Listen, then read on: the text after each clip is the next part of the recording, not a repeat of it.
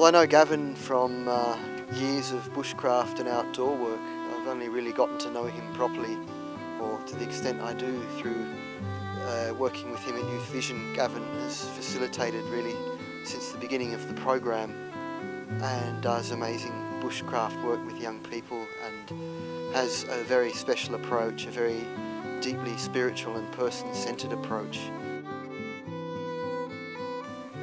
He invites people to look at nature as a mirror. He is merely facilitating a learning experience whereby nature and the fire itself teaches us.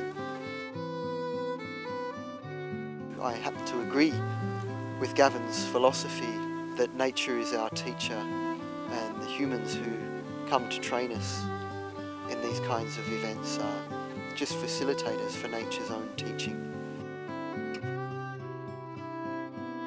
He always has something very interesting to say, and he tends to get very deep into the subject, so there's always this kind of deep, awed silence when he's talking, because he takes people to places that they're not used to, in a good way. I'm Sarah Beauregard and I run the Youth Vision project up here in the Pentlands between Threepmuir and Harlow Reservoir. Gavin Mitchell has come along supporting Youth Vision from 2005 when we first started. In 2005 we were just, I guess, a dream that we could do something like this, is working with teenagers who are finding it difficult to grow up. He does bushcraft skills with the Saturday 14 to 18 year olds. We've found they repeatedly come back and they worship his work. They take away with them skills into their own lives as they leave the project and move on to adulthood.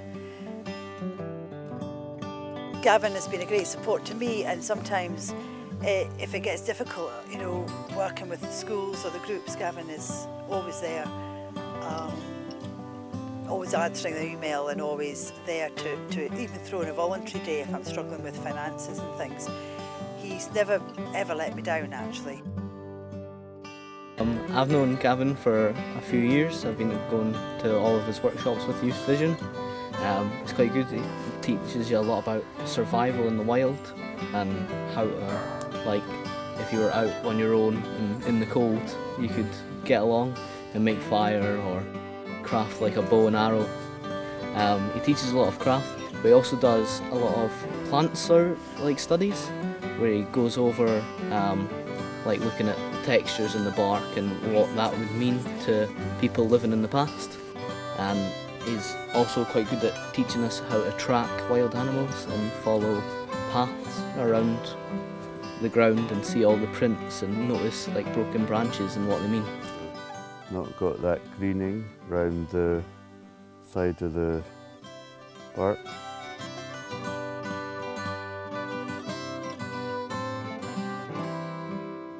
We're now moving into the second warming aspect, and I remember to breathe.